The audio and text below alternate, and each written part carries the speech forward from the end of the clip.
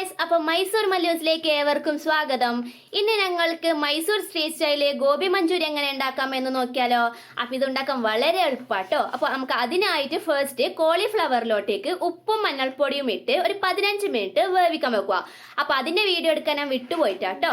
അതിനുശേഷം ഞങ്ങൾ കോളിഫ്ലവറിലോട്ടേക്ക് മൈദയും കോൺഫ്ലവറും ചേർക്കുക. നിങ്ങൾ എത്രയാണോ ഗോബി എടുക്കുന്നത് അപ്പൊ അതിനനുസരിച്ച് വേണം നിങ്ങൾ മൈദ ചേർക്കാൻ വേണ്ടിയിട്ട്. പിന്നെ പൊടികളായിട്ട് അതിലോട്ടേക്ക് ഗരം മസാലയും ചിക്കൻ മസാലയും ചേർക്കുക. പിന്നെ ഒരു ആവശ്യത്തിന് ഒരു പേരിന് കുറേശ്ശെ മഞ്ഞൾപ്പൊടിയും കൂടി ചേർക്കുക. പിന്നീട് നിങ്ങളുടെ ഒരു ഉപ്പിനനുസരിച്ച് അതിലോട്ടേക്ക് ഉപ്പും കൂടി ചേർക്കുക. പിന്നെ ഞങ്ങൾക്ക് അതിൽ പ്രധാനമായിട്ട് വേണ്ടത് എന്താ വെച്ചാൽ കറിവേപ്പിലയാണ്. അപ്പൊ കറിവേപ്പില ഇടുന്നതിന്റെ ഗുണങ്ങൾ എന്താന്ന് വെച്ചാൽ ഞങ്ങൾ ഫ്രൈ ചെയ്യുന്ന സമയത്ത് അതിന്റെ ഫ്ലേവർ ഞങ്ങൾക്ക് നന്നായിട്ട് ലഭിക്കും. അപ്പൊ അത് ഇടാനൊന്ന് ശ്രമിക്കുക. പിന്നീട് വെളുത്തുള്ളി ഇഞ്ചിയും പിന്നെ പച്ചമുളക് കൂടി ചേർത്ത് ഒരു പേസ്റ്റ് അതിലോട്ടേക്ക് ചേർക്കുക. ഞാൻ ഒരു 1.5 സ്പൂണാണ് ഇട്ടത്. പിന്നീട് ഞങ്ങൾ ഇതിൻ്റെ അകത്തേക്ക് വെള്ളം ഒഴിക്കുക. ഞങ്ങൾ കൈകൊണ്ട് തന്നെ കുഴക്കാൻ ശ്രമിക്കുക.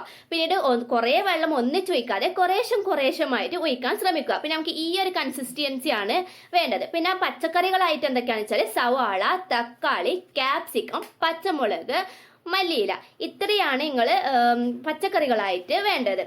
പിന്നെ ഞങ്ങൾ ഫ്രൈ ചെയ്യുന്ന സമയത്ത് ശ്രദ്ധിക്കേണ്ട മെയിൻ എന്താണെന്ന് വെച്ചാൽ ചെറിയ ബോൾസ് ആയിട്ട് എടുക്കാൻ ശ്രമിക്കുക. കാരണം ഞങ്ങൾ വലിയ ബോൾസ് എടുക്കുമ്പോൾ എന്താണെന്ന് വെച്ചാൽ ഒരു ക്രിസ്പിനെസ് നമ്മൾക്ക് ലഭിക്കില്ല. പിന്നെ എന്താ പറയുക, ഉള്ളൊന്നും പോവത്തില്ല. അപ്പൊ നമ്മളൊരു ലൈറ്റ് ഗോൾഡൻ ഷെയ്ഡ് ആകുമ്പോൾ ഞങ്ങൾക്കത് വാങ്ങാവുന്നതാണ്. അപ്പൊ ഇത്രയാണ് എനിക്ക് കിട്ടിയത്. അതിനുശേഷം നമുക്ക് മസാല ഉണ്ടാക്കാം. ഞങ്ങൾ ഫ്രൈ ചെയ്ത അതേ ഓയിൽ എടുത്ത് അതിലോട്ട് ക്യാപ്സിക്കവും സവാളയും ചേർക്കുക. ആ സമയത്ത് തന്നെ ഞങ്ങൾ ഉപ്പിടാനും ശ്രമിക്കുക. എന്നിട്ട് നന്നായി വഴറ്റുക. പിന്നീട് പച്ചമുളകും തക്കാളിയും കൂടി ചേർക്കുക. പിന്നെ ഇഞ്ചി, വെളുത്തുള്ളി, പച്ചമുളക് പേസ്റ്റ് അതും കൂടി ചേർത്ത് നന്നായിട്ട് ഞങ്ങൾക്ക് മിക്സ് ചെയ്യുക.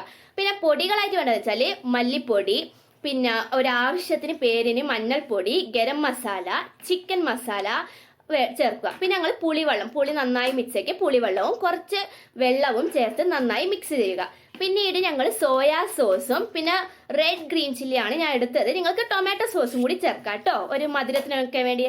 അത് ചേർത്തില്ലെങ്കിൽ കുറേശ്ശം നിങ്ങൾ പഞ്ചസാരയും ചേർക്കാൻ ശ്രമിക്കുക.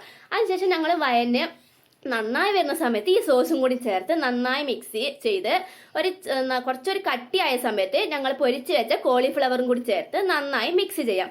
അപ്പം ഇത്രയേ ഉള്ളൂ, വളരെ എളുപ്പമാണ്. അവസാനം ഒരു ഡെക്കറേഷന് വേണ്ടിയിട്ട് കുറച്ച് മല്ലിയിലയും കസൂരി മേന്തിയും കൂടി ചേർത്ത് നിങ്ങൾക്ക് സെർവ് ചെയ്യാവുന്നത്. അപ്പം വീഡിയോ ഇഷ്ടപ്പെട്ടാൽ ലൈക്ക് ചെയ്യുക,